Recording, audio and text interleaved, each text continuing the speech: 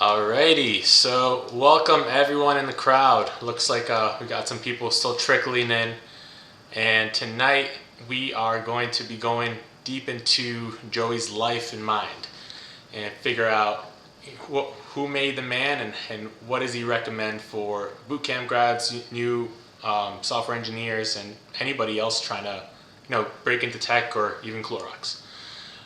So first, to introduce myself, I'm Rod. I'm founder and CEO of Prentice, where we connect startups and bootcamp grads for internships. And then we also run a community for bootcamp grads, which is linked in the comments below or in the screen below. So Joey, tell us just a quick 30-second intro, and then we'll go a little bit deeper into your life. Sure. I'm the VP of engineering at Clorox right now. So I've been programming since I was 13, and that's really it in a nutshell. Yeah.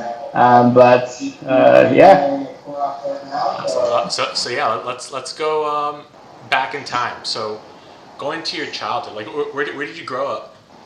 So I grew up in South Jersey, but I don't know if anyone's familiar, but kind of close to Philadelphia. So grew.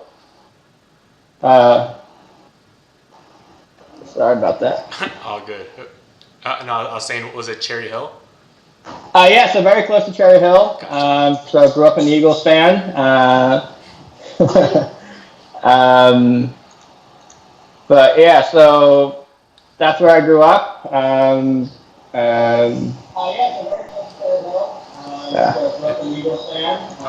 good on the technical side. Yeah, I guess I'm having trouble hearing you. Interesting. All right, I just heard that. Yeah, says my mic levels are good, but who knows? Like I said, I'm a rookie at this also. That's all good. But yeah, if you have other trouble hearing me, just let me know. I'll try to tinker with stuff. But cool. So you grew up an Eagles fan. Did you always like technology or? Yeah, I think I grew up a long time, so I'm kind of old. So I grew up when AOL first launched. So getting into the internet was I got in when everyone else got into it, and I started programming when I was 13 out of just curiosity. But once I started doing it, I loved it, and I have never thought about doing anything different or did anything different. So I think in that regard, I was very blessed in that I didn't really have that time that where you're trying to discover yourself or figure out your path. Like I just was coding for 13 till today. So kind of lucky that I found that passion early. What language did you start with in terms of coding? So I started out with ASP, and then I switched to PHP. And honestly, I think I stuck with PHP probably too long. Facebook's built on it, so it's never too long. Yeah.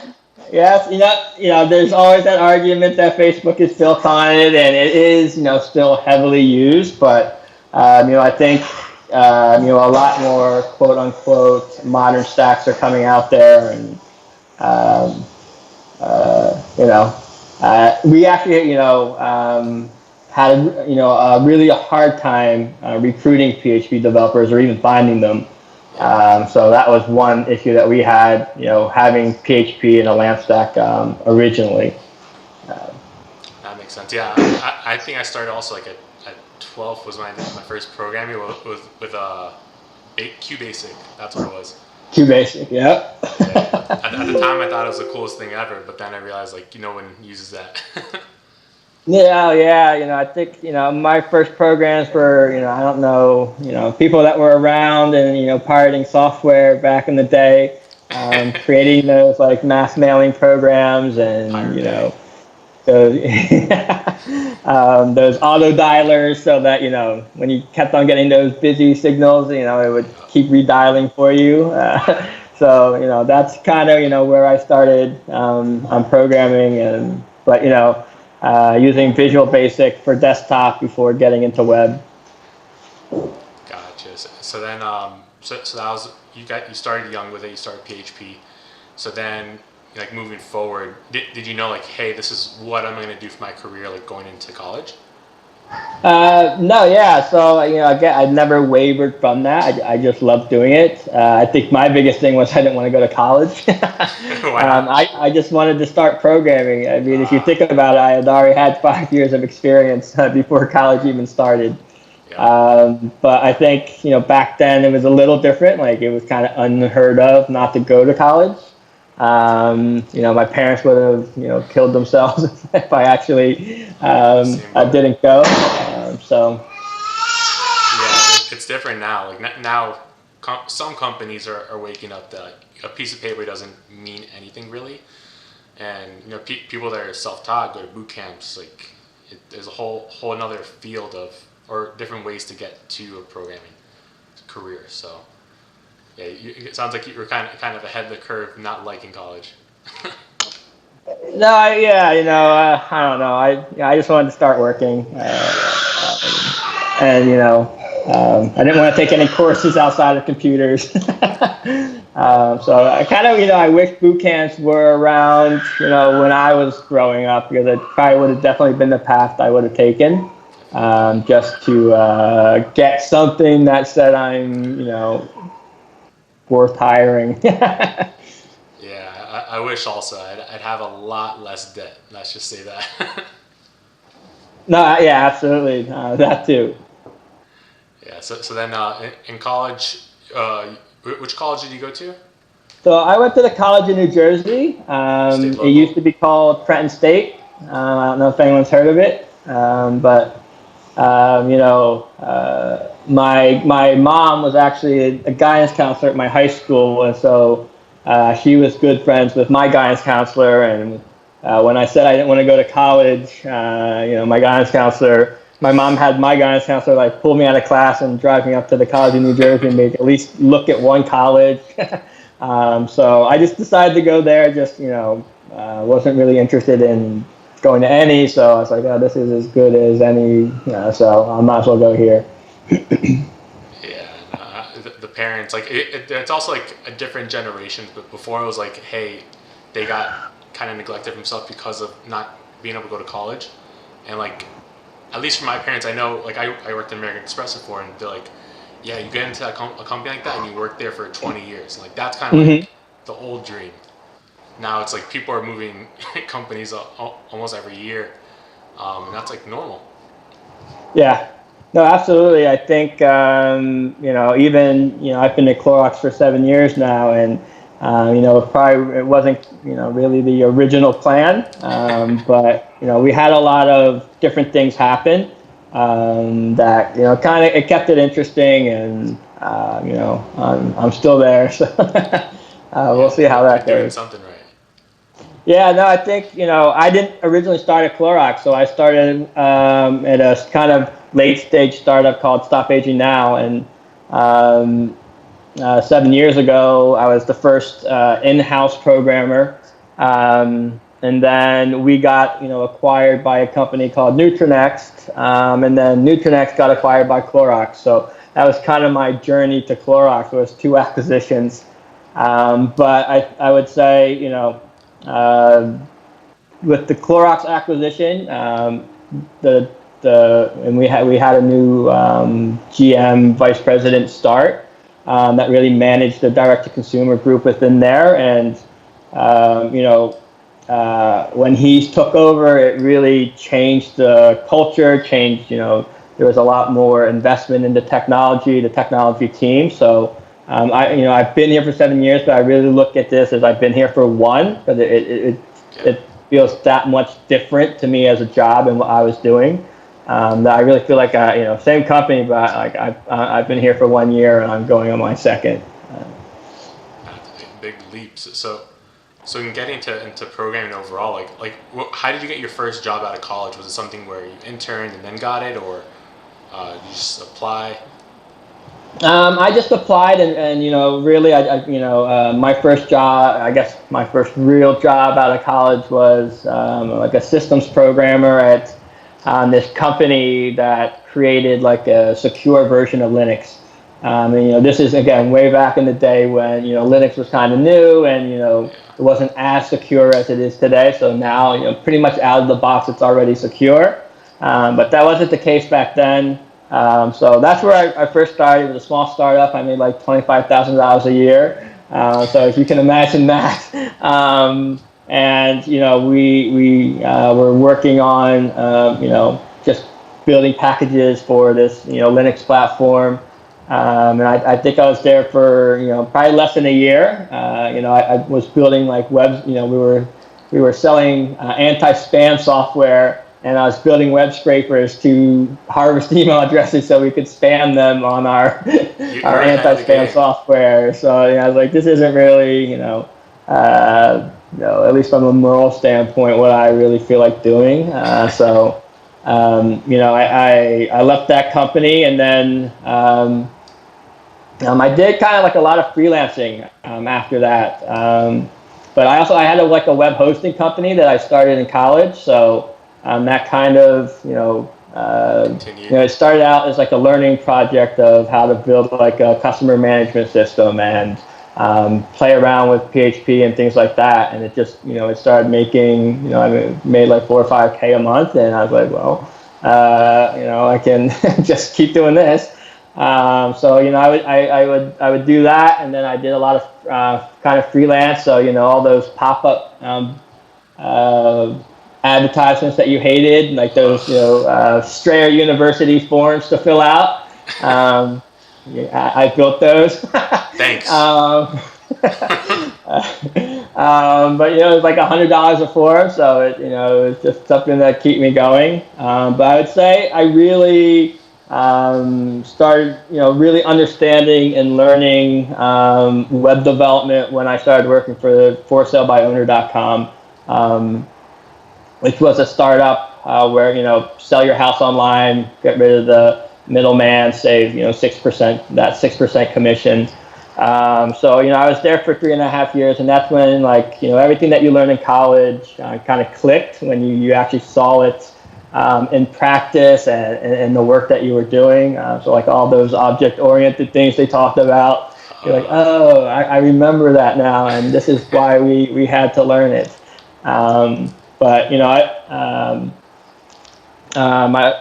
that was one of the first real web development jobs that I had, and where I feel like I kind of took off in my career.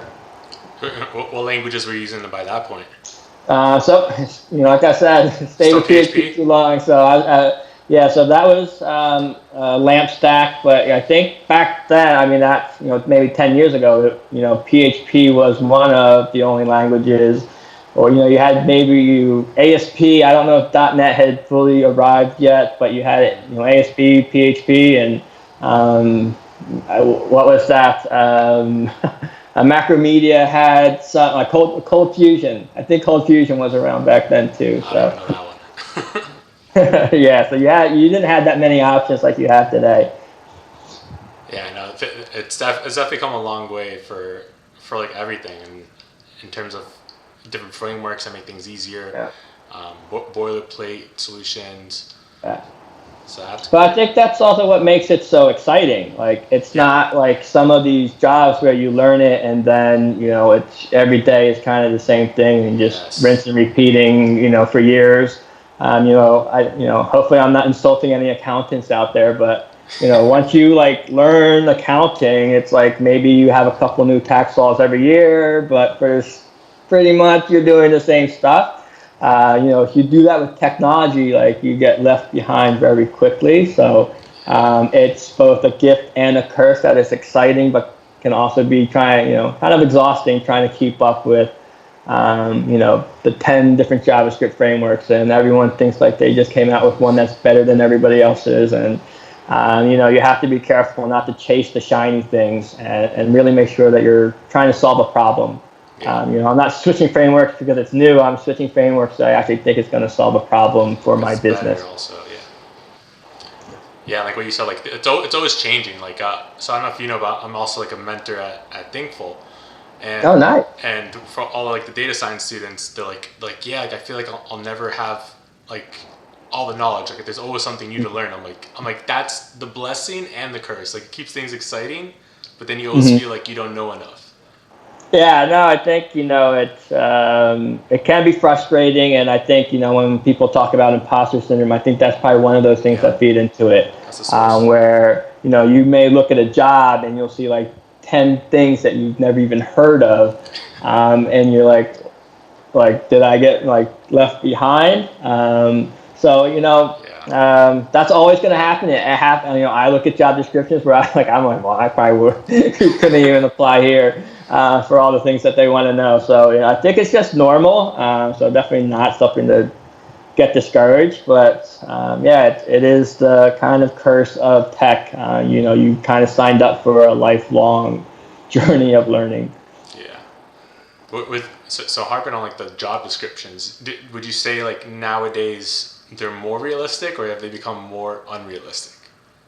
I want to be very careful with what I say there. I do have some conspiracy theories there, and, and things. I think I did kind of get a glimpse into why they are the way they are, though.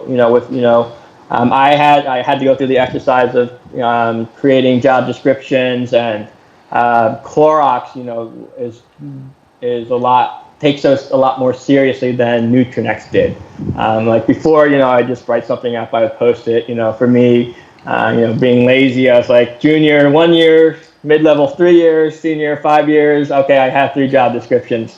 But Clorox really likes to see progression, and when they think about a promotion or you going from junior to mid, it's like not just am I really good at programming, but what new responsibilities did I take on? So being able to show that progression and that being able to take on new responsibilities and kind of write that out, was a kind of big undertaking that I found really hard. But another thing was just equal opportunity employment, and from a legal standpoint, if someone pointed out to me, if I put on a job description 5+ years, but then, I just happened to come across somebody on LinkedIn that I met, and they only have 3 years, but I'm talking to this person, and I'm like, wow, this person seems really smart. I'd love for them to apply to this job. HR flagged me, and they're like, this person can't apply because they only have 3 years of experience, and your job description says 5+ so you're not really giving everyone an equal opportunity, because there could be those people that have 3 years, 4 years of experience that never applied because you said 5, and so from a legal standpoint, you can get in trouble for that stuff. So that's what from that point of view, I get it. So all I did was I took my job description that said 5 years and I dropped it down and it said 3+, and moved on. So you have to think about where do you create that wiggle room when you're creating these job descriptions. But I think where my conspiracy theory comes, when I look at junior or entry level positions that ask for 5 years of experience, I'm really questioning why that is. And the cynical side of me wants to say, is that creating barriers for certain people, making it harder for them to get into tech? Like by just putting that on there, people that didn't have access to tech maybe 5 years ago, or just more underrepresented groups coming into tech now that are new to it, putting that barrier out there, do you discourage and kind of block that? So that's my conspiracy theory. Nothing proven there, but when I think about it, there's some of the things that pop into my head. So hopefully, we do fix that. And I do job searches constantly. It's my imposter syndrome. I always want to see what's out there. I always want to see how do I match up to these job descriptions out there.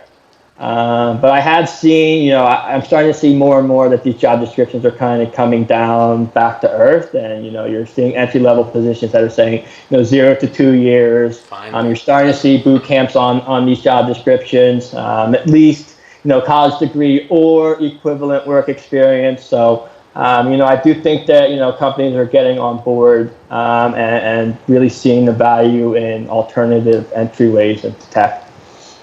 Yeah, and it's been taking a while for that. But Yeah. I never understood it because even coming out of college, it was okay. Here's entry level, and these companies might be recruiting you for these roles, and yeah, apply to this role to get to the on campus interview, even though the role Mm-hmm. says 2+ years, and you're just do you understand what entry level is? It's so many barriers for not only bootcamp grads but all new people in tech. Yeah. Yeah.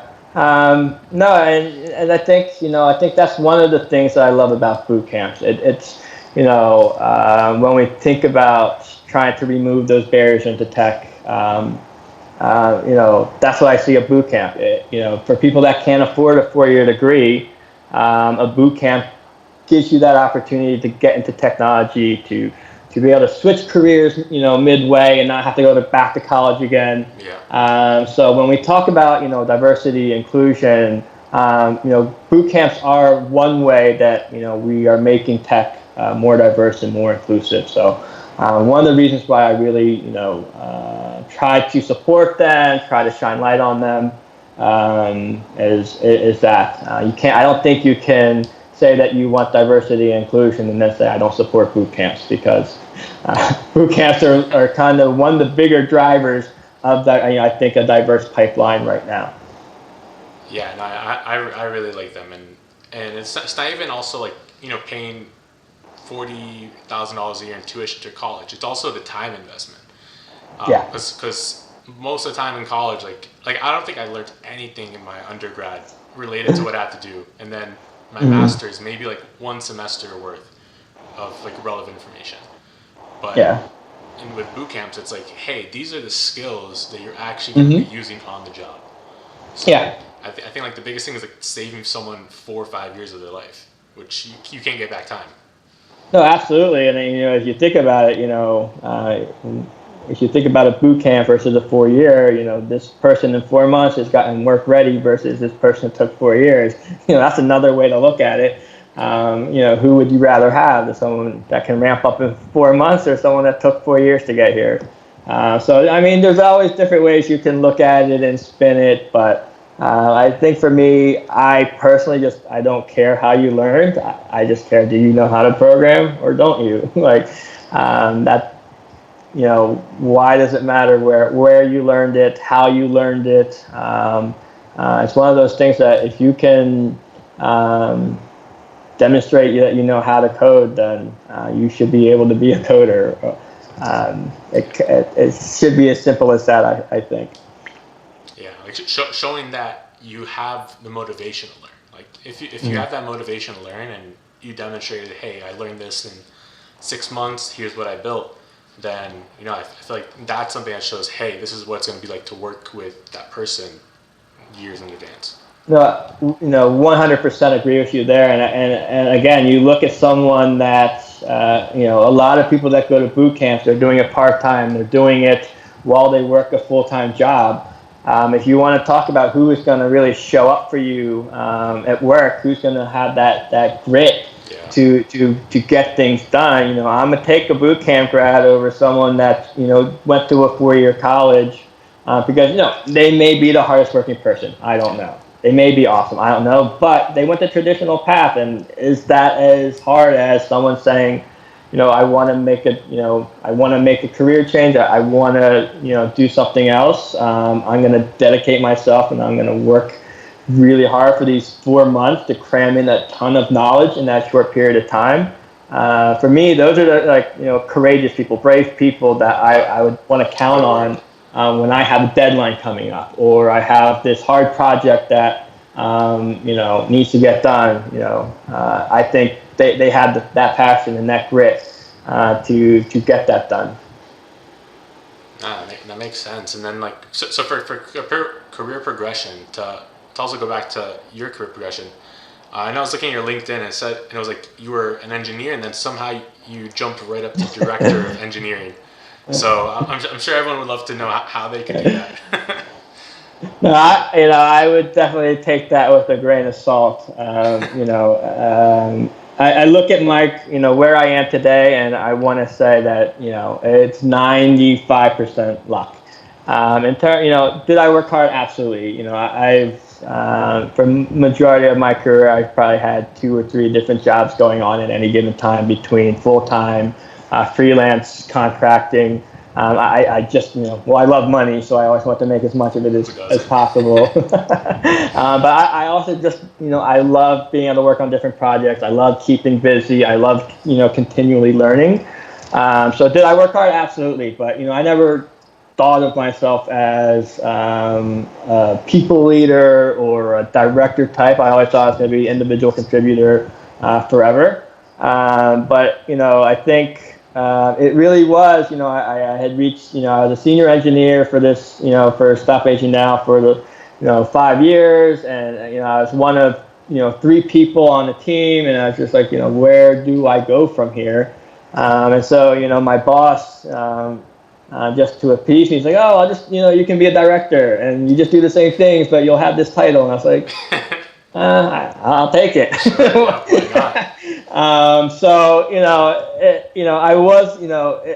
I was a director, but, what was I really directing? We didn't really have, I had 2 people on this team, so, they kind of reported into me.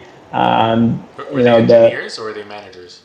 They were engineers, but, I think the big thing was, what is a leader? And I think the view of that before was, just make sure they get their work done. Make sure work is getting done. So that's, how I acted as a director. I just like, oh, how are these projects going? Or this project can be done on time? And, in that way. It wasn't until really my current boss came and he really talked to me about what leadership is, and that idea of servant leadership. And, my job is to, when he first said it to me, I was like, whoa. But he's like, your job is to train your replacement. And I was like, well, what if I don't want to go anywhere? I really don't want to train the person that's going to take my job. But, the whole idea is, I'm supposed to grow as well and go on and do other things. I'm supposed to train those people and really serve them in their careers and their growth and their mentorship and get them ready to be those next VPs, those next leaders in the industry. And it's not about just, get work done or focusing on projects and things like that. It's, focus on the people, focus on their careers and their goals and their dreams and support them in that, empower them, trust them and really, it really changed the way I look at what true leadership is and what it really means to manage people. You said it beautifully. Like, it sounds like you'd be a great guy to work for. So, because basically, when you have employees, like, yeah, you're responsible for getting them to reach certain goals, but yeah, if you take care of them, then they'll take care of you.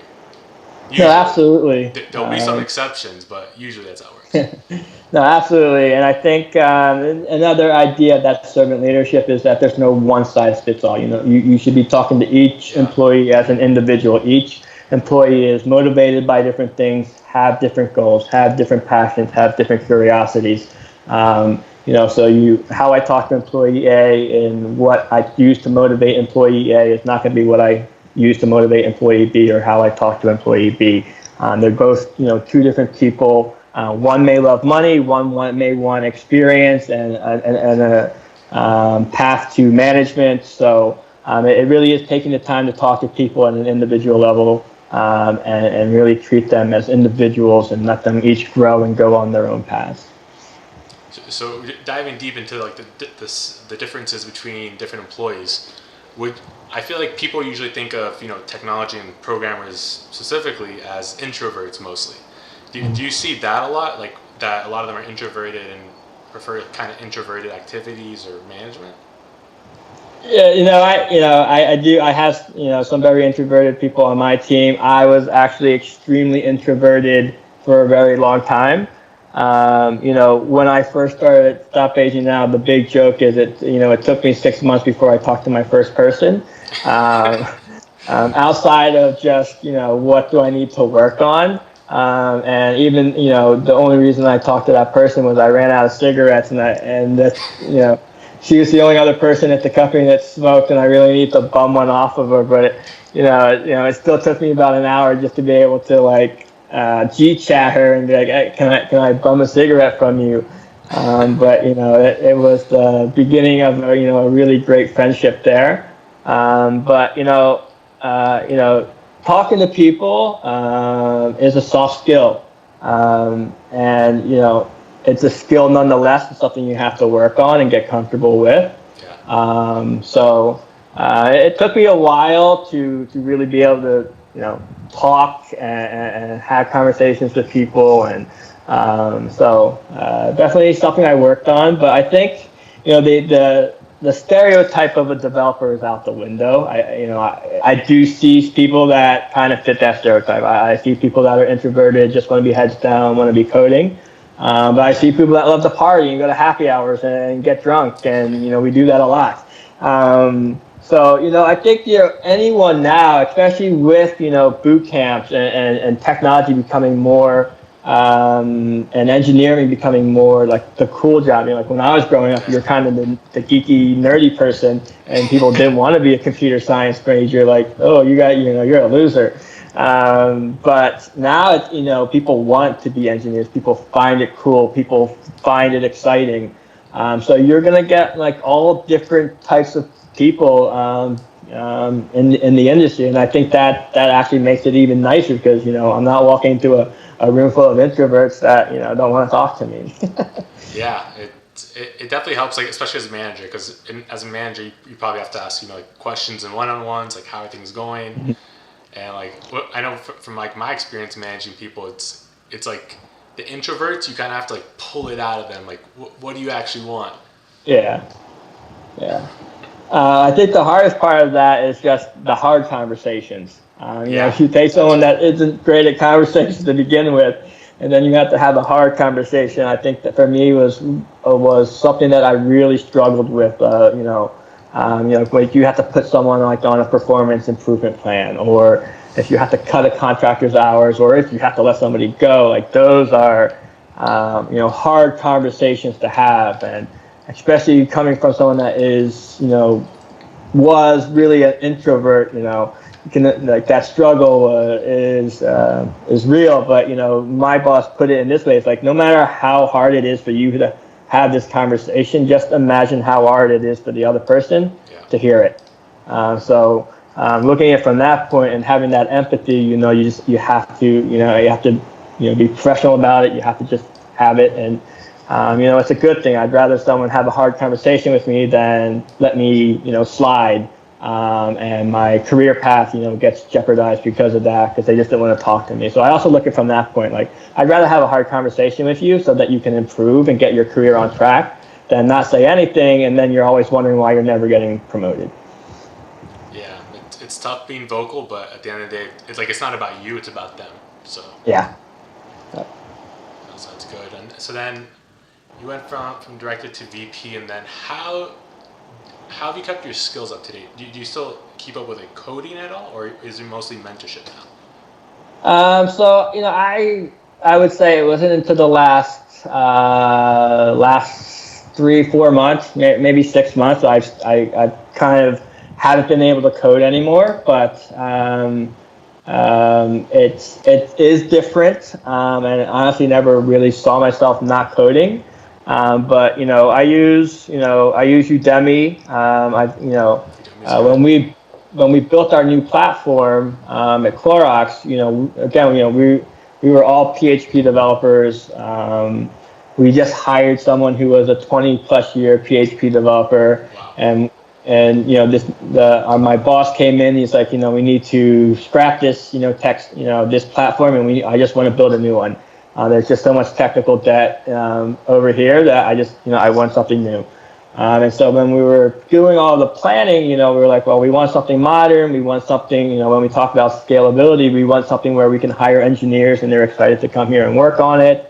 So we went full stack, JavaScript using Node.js on the back end, React on the front end. The Nice. funny thing is, no one on my team, including myself, had ever used it before. So we had 4 months to build this platform. So that 4 months to learn Node, learn React, and build an e-commerce platform.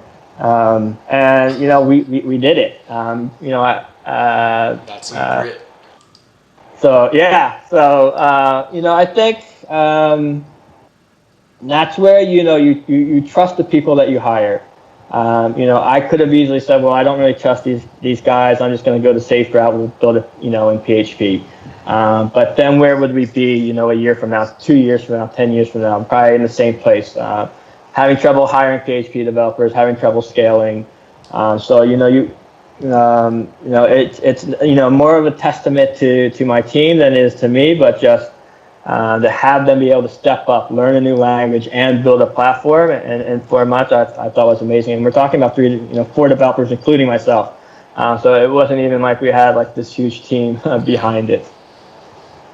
Wow. So how did you guys go around about like learning that? Because I feel like if you have to learn it and build that quickly, like were you guys doing like group sessions or what helped? I mean, it helped that we were all together, but I think we also we spent a lot of time talking, and I think a lot of people think that coding is about writing code, but as you get more and more senior, you're going to realize that coding is a lot of talking and planning and talking about what you're actually going to code.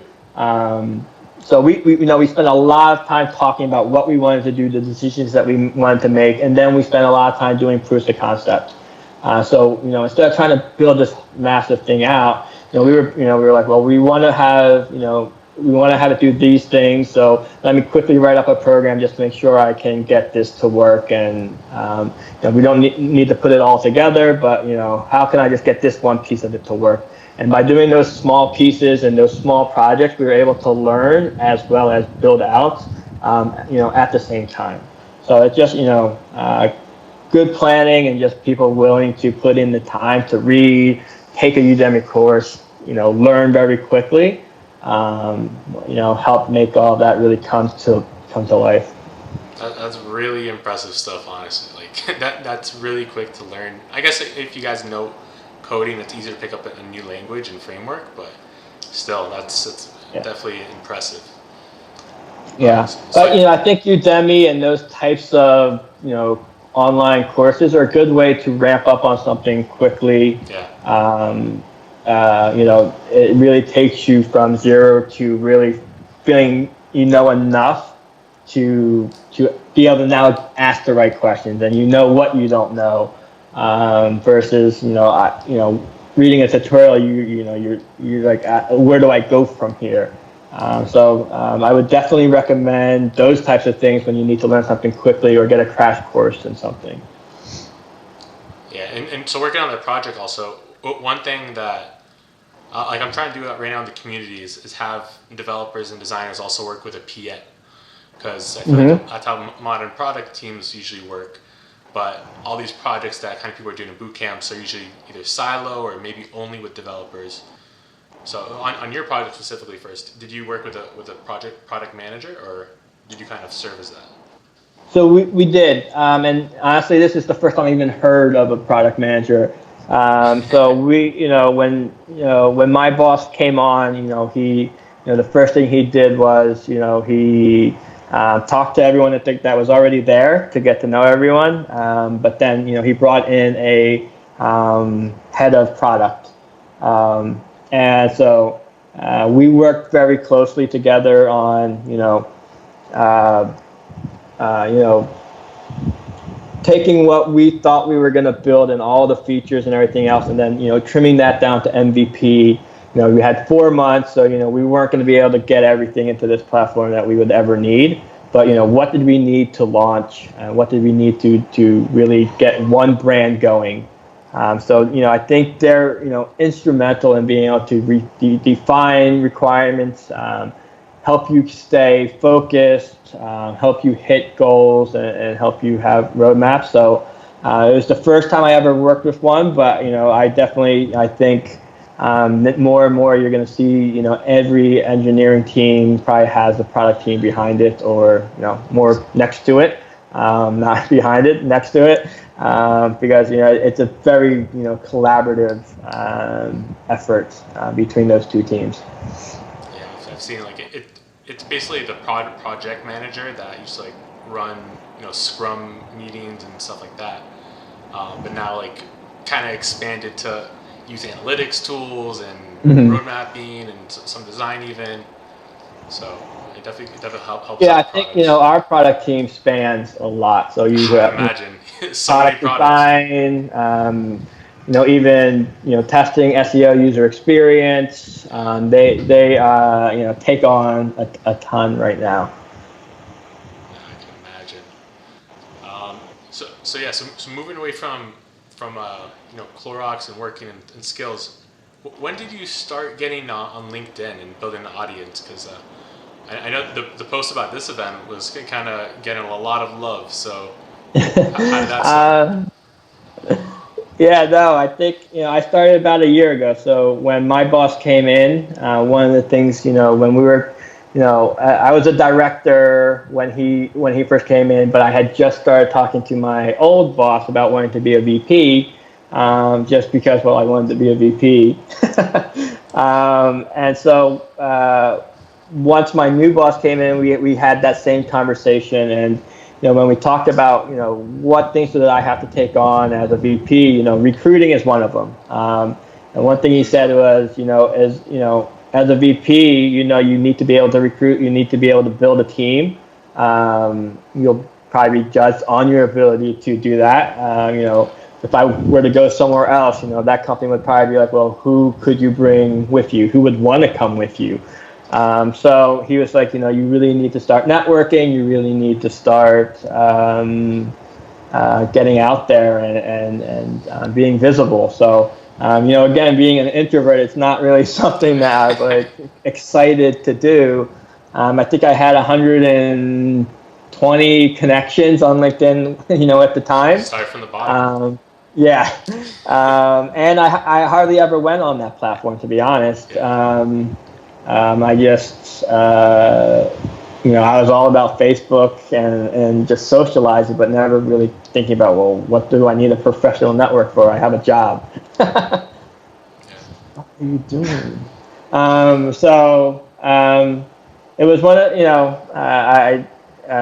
one of those things that, anyone that knows me, I don't really, the word moderation doesn't really, exist in my vocab. So, if I do something, it's like, 0 to 60. So, now I have over 7,200 connections. So definitely something that, you have, I would recommend, and I tell my team this now, like start now. Because even though, you're not trying to hire anyone or anything, it's good to have that network, especially now that it's virtual and your reach can become so big. It's not like the old days where you meet people in person and you can only meet so many people in person, right? But with LinkedIn, I've seen people lose their job, post about it, and get a job offer in 2 weeks because someone in their network just had something open.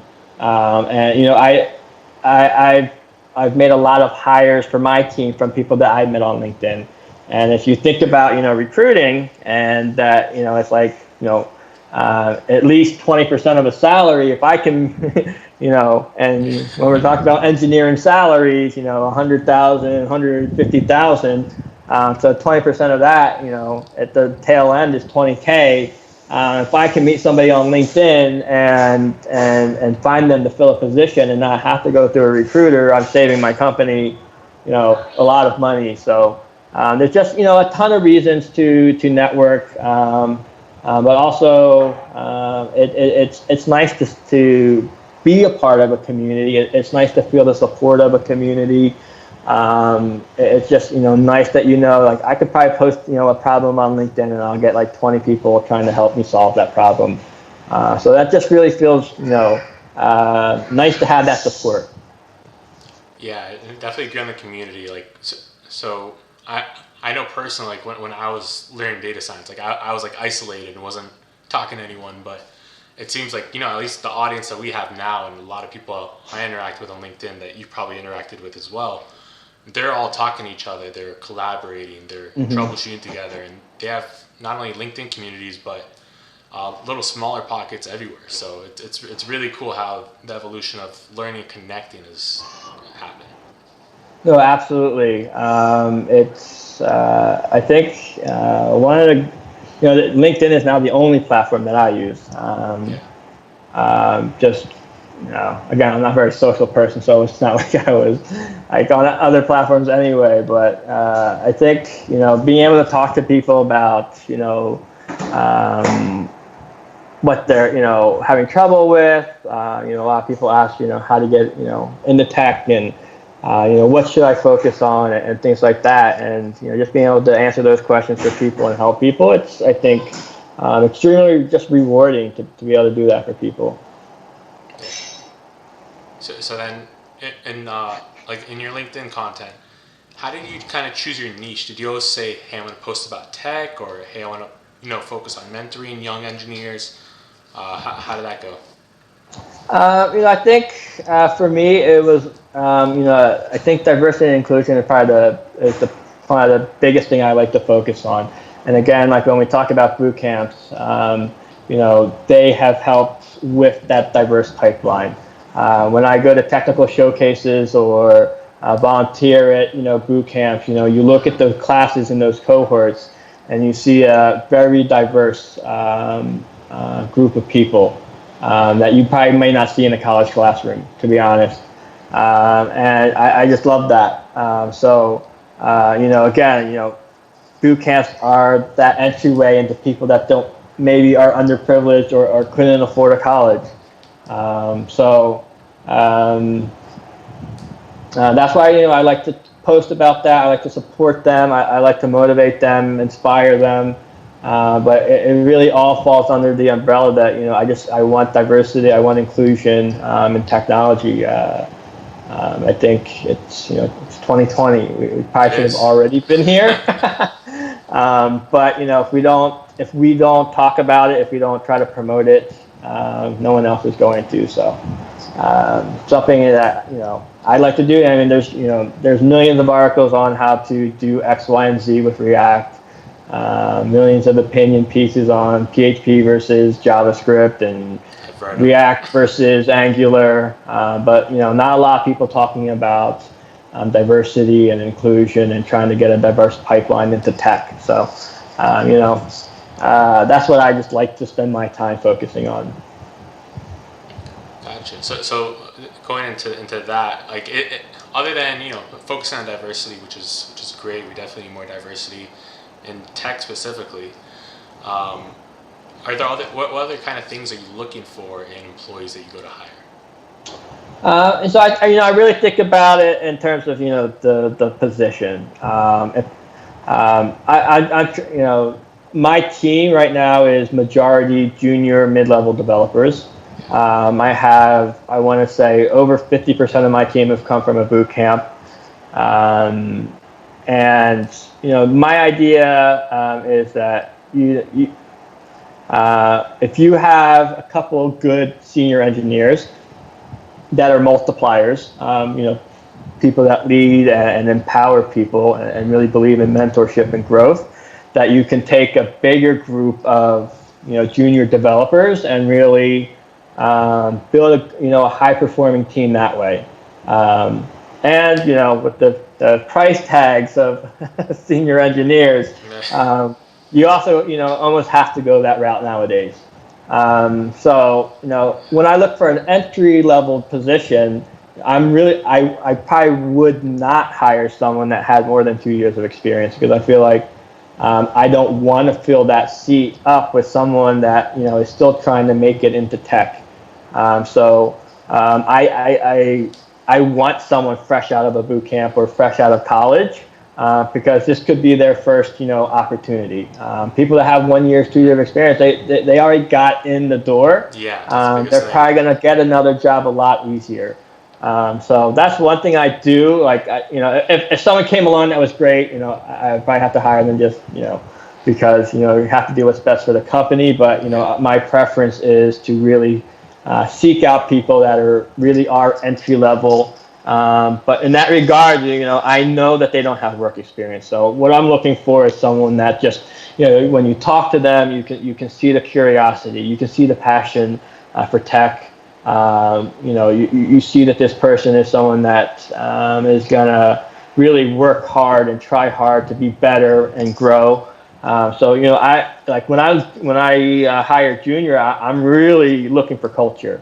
It is probably the biggest decision maker there for who I would hire. Is a culture, someone that's going to fit the culture that we're trying to build here, of just mentorship, growth, and diversity, inclusion, and just people that have a passion for tech. I want to go into a room full of energetic people, and I feed off of that, and I want the people on my team to feed off of that as well. And that's what I hear from hiring managers across the board. It's like companies that we work with at Prentice. I always ask them, I'm like, why did you choose this person? And the number one answer is always just they were excited, they had energy, they had that passion. So for anybody listening, yeah, definitely always focus on that in your interviews, and it'll help you stand out. Yeah, 100%. So looks like we have about 9 minutes left. There's some questions in the chat, so I'm gonna just go through them real quick to see what we can answer. So first question, for those of us who just started coding, went through bootcamp, how can we show that we are just as competitive as others? Yeah, competitive as in they're just as good, or competitive I'm going to try harder. I think if you're looking competitive just as good, I think it's how you talk, to be honest. The biggest thing about code is not the code that you can write, but being able to talk about why you wrote it, the decisions that you made in doing so. Like, why did I choose React versus Angular? Why did I choose Node versus PHP? Why did I go a relational database versus a NoSQL database? I can always look up a function. I can always look up syntax, but I can't find people that can solve problems and can really talk about code. So if you really want to stand out, I would practice more. Talk about why you would make decisions and the things that you build, and not about the pure code that you write. Gotcha. Next question is, what are 1 to 2 web dev innovations that you had to make due to COVID-19 at Clorox? So we didn't have to make any. We were already a distributed team before COVID, at least for the direct-to-consumer group. My team is, I have engineers in San Francisco, New York, North Carolina, and Florida, in Maryland, where I am. So we were always remote to begin with. I think the biggest difference is that we used to try to get together in person for at least a week every month. So every month.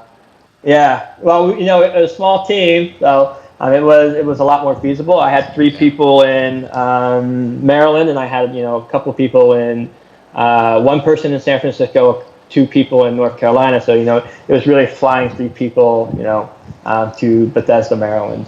But we do miss seeing each other face to face, and I think it shows that I love having the option. I like being able to work from home when I want, but I still want to have an office where I can go in and see people when I want to do that as well. So we were already on Slack. We were already using Zoom. We use Draw.io sometimes when we want to whiteboard. So there's a ton of tools out there that help you communicate and collaborate virtually. So it's just dedicating yourself to actually want to create a remote environment. And I would say it's the culture that matters more than the tools. And that's just making sure you have a culture of trust. It's more important than what tools can I use to collaborate. Yeah, the culture is definitely the most important thing right now, and a lot of companies are figuring out like, hey, do we have a strong culture or not right now? You are. And I think, my wife was working in a company where, before when she was in person, she didn't have any status meetings. And when they went remote, she ended up having 6 a day. And I was like, why the hell do you need 6, check-in calls a day? And, those are managers that want to micromanage and don't trust that you're doing the work. So no matter what tools you have, if you have managers like that, it's not going to work. Exactly. You got to let your employees breathe. Yeah. So another question, also on remote, somebody said, traditionally I know most junior positions are not remote, with good reason I believe, but with the current situation, are more places bringing on juniors to remote roles? No, I don't know why like a company would view a junior as someone that you wouldn't want to bring on. So I haven't seen an uptick, but I don't feel like I've seen a decline either. We bring on junior people remote all the time, and I think it's just I think it goes back to culture. If you believe in your team and you believe in the culture that you're building, that you're hiring good people that communicate well, have a passion for mentoring, have a passion for teaching people. Your environment doesn't matter because you still can communicate through the Slack and Zoom, and you can always hop on a call if you have to. But I have a bunch of people that love to help people, so I'll always bring on juniors over any other position that I can when I can. So another question that I think is a really good one. What's a good way for bootcamp grads to learn about architecture / file structure / tech stack? I feel like it's pretty easy to spot our lack of knowledge of common industry patterns / standards. I think a lot of that is reading, and I think and then that's why I look for curious people and passionate people. If you don't have that curiosity and passion, and technology is going to become very tedious to you. Trying to keep up, trying to figure things out, it becomes very tedious very quickly. And where curiosity comes into play is when I look up one thing, and then you're reading this article on it, and next thing I know, I'm coming across a term I don't know, and I'm going to follow that rabbit hole. And now I'm looking up this other thing, and you keep following and chasing that rabbit hole, and next thing you know, you've seen how this whole entire type of ecosystem works.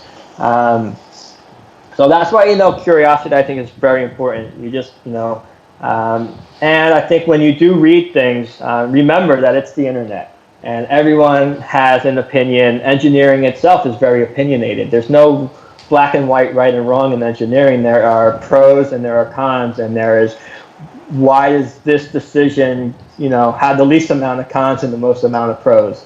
You have polarized sides about each thing. Yeah, so I like to read at least 2 or 3 articles on the same topic because I want to see people's different points of views before I formulate my own. To answer the question, it really is you have to just dedicate yourself to learning, to reading. On LinkedIn I subscribe to dev.2. Free code camp, and so every day I wake up, I check LinkedIn, and I have 2 or 3 articles on my feed from these places, and they're like a 5-minute, 10-minute read. Learning doesn't have to be an hour at a time, doesn't have to be 5-8 hours at a time. On a ride to a place, I'm reading a 15-minute article, and I'm probably gonna take notes on things I want to look up later. So just surround yourself with, always asking questions, always trying to look at different things, read what people are putting out there. Again, LinkedIn is a great source. If you have the right network of people always wanting to share their, information and want to share the articles that they're writing on Medium. So you can just learn a lot just by following that thread. But then, look up, Google, event-driven architecture, Google message brokers, Google REST APIs, Google, there's so many things that you can Google and just start reading up on these things, and at least enough to understand it and have a conversation about it. And that's the best you can do, really. Even, I talked to someone before and I brought up Storybook.js, and it just happened to help him. He looked it up, he played around with it, and it just happened to help him, with his job, interview that he had the next day. So just find those things that you're curious about, have a passion for, and follow those threads. Great advice. So yeah, for anyone that had questions that we didn't get to, I am sorry about that. But yeah, we're getting to the top of the hour. So just to wrap things up, Joey, is there any closing remarks you just wanted to tell, young engineers, bootcamp grads, or anybody trying to get into tech? Yeah, I would say, there's probably a ton of people here. There's a ton of people on LinkedIn. Create a network. You don't have to go through that journey alone. You don't have to learn alone. Find people or groups of people that you want to work on a challenging project on. I would say venture out of, outside of a, blog or a personal site.